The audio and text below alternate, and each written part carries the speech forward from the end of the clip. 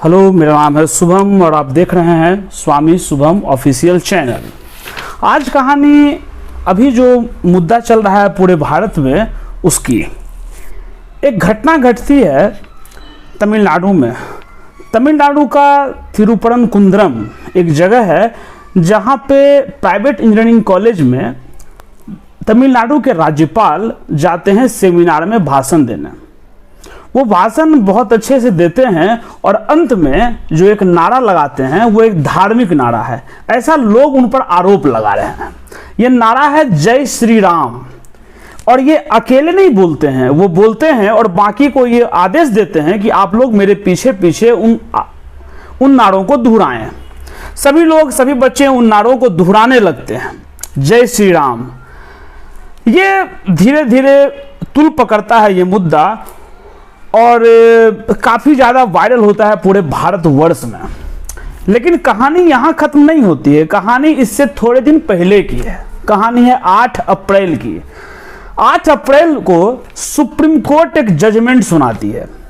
Judgement है कि विधानसभा से पारित विधेयक अब राज्यपाल अपने पास सुरक्षित रख लेते हैं, ये कहते हुए कि इसको हम देखेंगे। और जब कुछ देखते हैं, कुछ बैठ जाते हैं कुछ विधेयक पर, और कुछ विधेयक को वापस राष्ट्रपति के पास भेज देते हैं।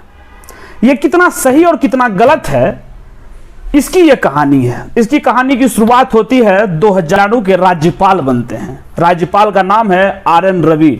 ये बिहार के हैं, बिहार में पैदा होते हैं पटना में। IAS अधिकारी, ये डेप्यूटी NSA भी रह चुके हैं, CBI में भी रह चुके हैं। कई पदों पर, संवैधानिक पदों पर रहते हुए ये धीरे धीरे मेघालय से होता हुआ ये सफर तमिलनाडु तक। 8 अप्रैल को सुप्रीम कोर्ट एक जजमेंट सुनाती है तमिलनाडु। ये जजमेंट 2-3 प्रकार से आता है, 2-3 तरह से जजमेंट को सुनाती है। पहले टिप्पणी करती है राज्यपाल पर कि राज्यपाल द्वारा 10 विधेयकों को राष्ट्रपति के पास भेजना अवैध और मनमाना है। यह कार्रवाई रद्द की जाती है। राज्यपाल की सभी कार्रवाई अमान्य है। यह सुप्रीम कोर्ट की टिप्पणी थी। कभी कभी लगता है कि सुप्रीम कोर्ट अपने अधिकारों को बड़ा कर देता है या अपने अधिकार क्षेत्रों से बाहर चला जाता है, जबकि संविधान में कहा गया है कि सुप्रीम कोर्ट पंचायत करेगी। अगर झगड़ा सेंटर स्टेट के बीच में होगा या स्टेट स्टेट के बीच में होगा तो सुप्रीम कोर्ट उसको पंचायती करे, उसका पंचायती करेगी। अब पंचायती नहीं करके सुप्रीम कोर्ट अब एग्जीक्यूटिव और बाकी मामलों में हस्तक्षेप करने लगी है, ऐसा देखने को मिलता है। यही केस उदाहरण के स्वरूप आप देख लीजिए। आपको भी लगता है कि क्या ये अपने अधिकार क्षेत्र से बाहर चले गए?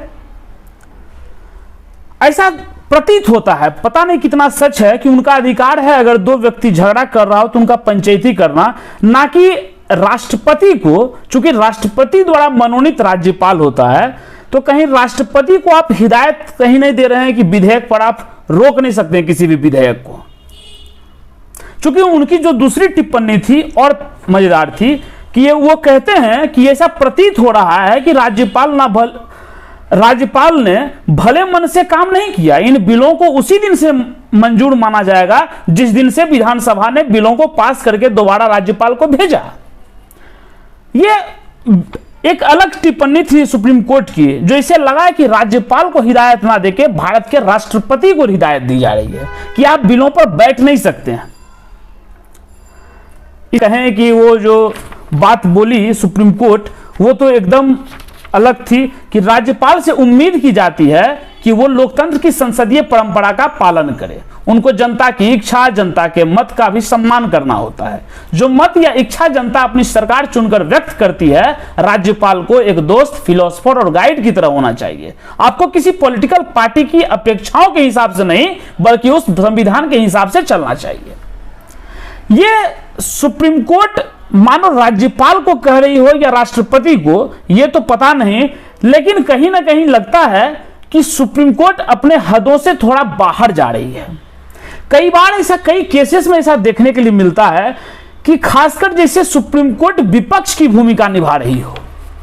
अगर ये पॉलिटिकल मामला था तो पॉलिटिक्स आपस में लड़के उस पॉलिटिकल मामले को सुलझा सकती थी या जनता के पास जा सकती थी, लेकिन सुप्रीम कोर्ट कहीं ना कहीं लगता है कि पॉलिटिकल हस्तक्षेप कर रही है और कहीं ना कहीं एक तरह से हिदायत कहें, निर्देश कहें, वो दे रही है, जो कि ये ठीक नहीं है संविधान के हिसाब से भी और लोकतंत्र के हिसाब से। क्योंकि संसदीय परंपरा का अगर पालन करना है तो एग्जीक्यूटिव हो, चाहे लेजिस्लेचर हो, चाहे न्यायपालिका हो, चाहे जुडिशरी हो, सबको अपने अपने हदों में रह के ही इस लोकतंत्र को व्यवस्थित तरीके से चलाना चाहिए। लेकिन सब लोग कहीं ना कहीं लगता है, कई बार लगता है कि संसदीय जो सांसद सब हैं वो सब कई बार न्यायपालिका पर हस्तक्षेप कर रहे हैं, तो कई बार उल्टा दिखता है।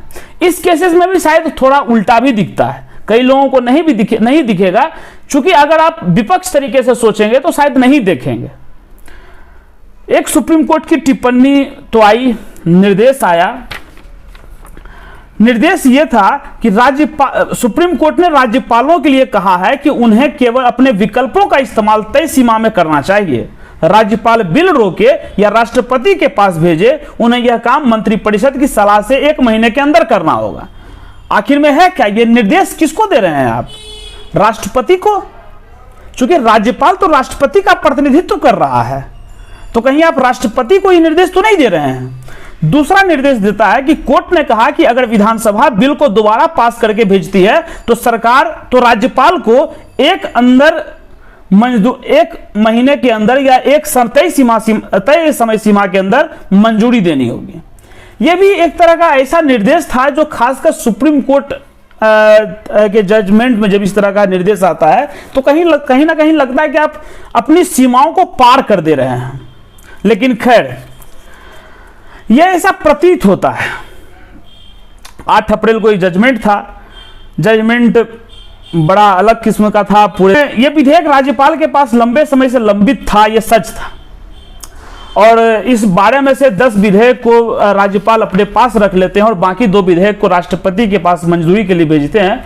एक तरह से लगता है कि दोनों में टसल तो है, लेकिन इस टसल को क्या हम ऐसे सुलझाएंगे कहीं ना कहीं लोकतंत्र को कमजोर करके?